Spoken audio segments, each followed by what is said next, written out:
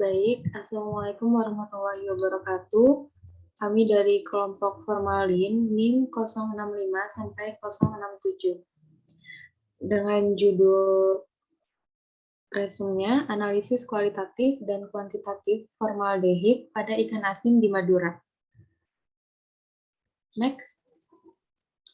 Anggota kelompok kami ada yang pertama Dina Amalia Septianida, NIM 2111401065, Ria Ariska 2111401066, dan saya sendiri Zahra Rahadatul Ais 2111401067.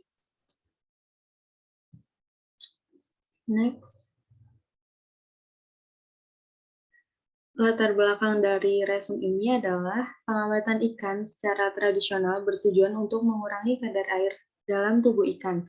Salah satu caranya adalah dengan pembuatan ikan asin dengan cara penggaraman. Di Indonesia, ikan asin menempati posisi yang penting sebagai salah satu bahan pokok kebutuhan hidup rakyat. Meski begitu, pengetahuan rakyat tentang bagaimana cara memilih ikan asin yang aman untuk dikonsumsi masih kurang. Buktinya, ikan asin yang mengandung formalin masih banyak beredar di pasaran dan dikonsumsi oleh masyarakat. Pada ikan asin, formalin digunakan untuk memperpanjang keawetan ikan asin. Next.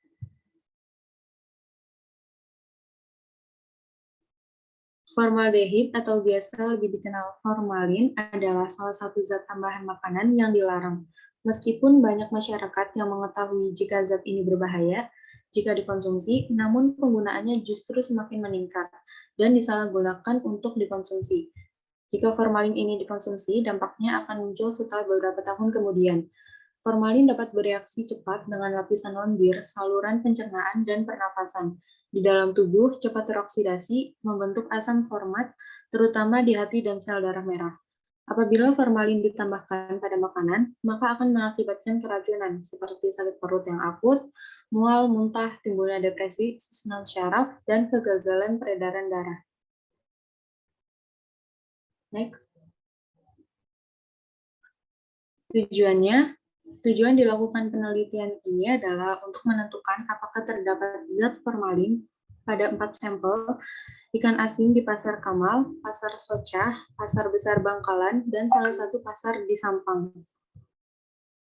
Next.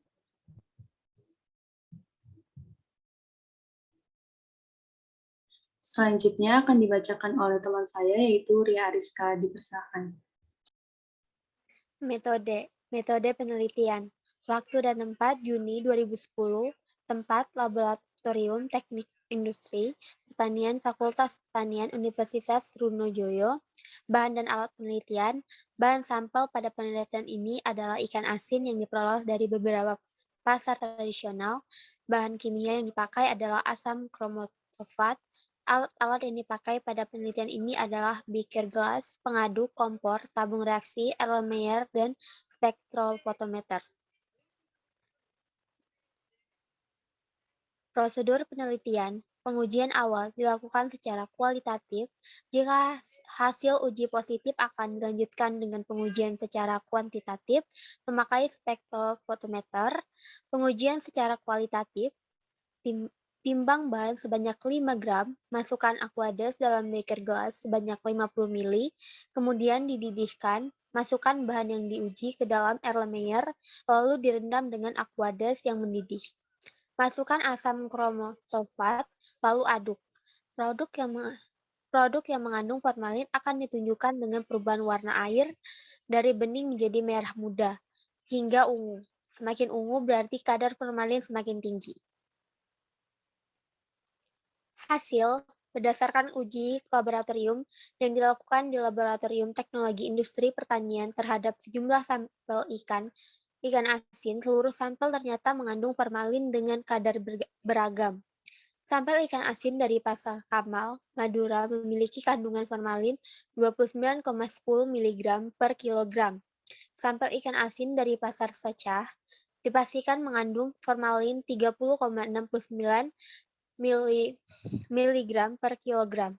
Sampel ikan asin dari Pasar Bangkalan mengandung formalin dengan kadar 49,26 mg per kilogram.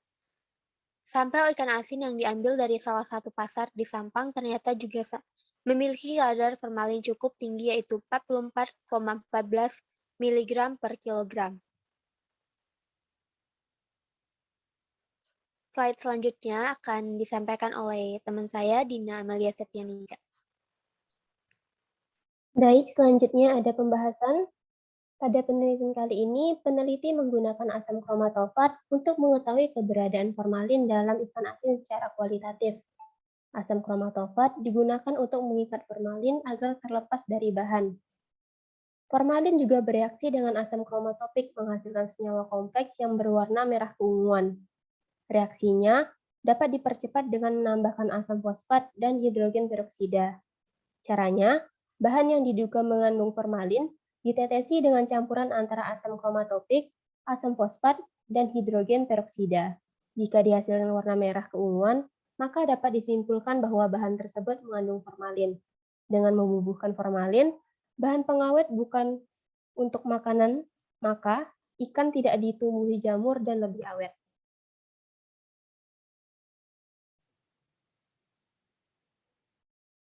Pemakaian formalin juga dipercaya dapat mempercepat proses pengeringan dan membuat tampilan fisik tidak cepat rusak. Penggunaan formalin oleh para produsen ikan asin juga cukup mudah, cukup ditambahkan pada saat proses penanaman ikan asin. Hal ini dikarenakan formalin sangat mudah larut dalam air. Jika dicampurkan dengan ikan misalnya, formalin dengan mudah terserap oleh daging ikan.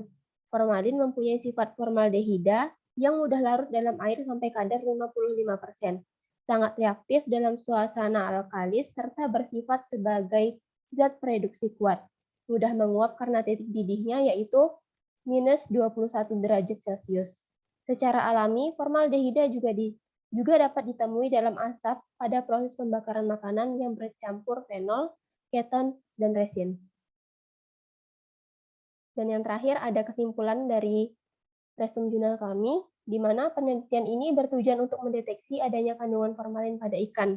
Di dalam penelitian ini, didapatkan bahwa semua sampel yang berasal dari Pasar Kamal, Socah, Bangkalan, dan dari salah satu pasar dari Sampang, teridentifikasi adanya formalin ditandai dengan adanya terbentuk warna merah sampai keunguan sewaktu dilakukan penelitian. Berikut adalah sumber resume jurnal kami dengan judul analisis kualitatif dan kuantitatif formaldehid pada ikan asin di Madura. Sekian dari kelompok kami ucapkan terima kasih. Saya kembalikan kepada moderator. Baik, sekian presentasi dari kelompok kami. Kurang lebihnya mohon maaf. Wassalamualaikum warahmatullahi wabarakatuh.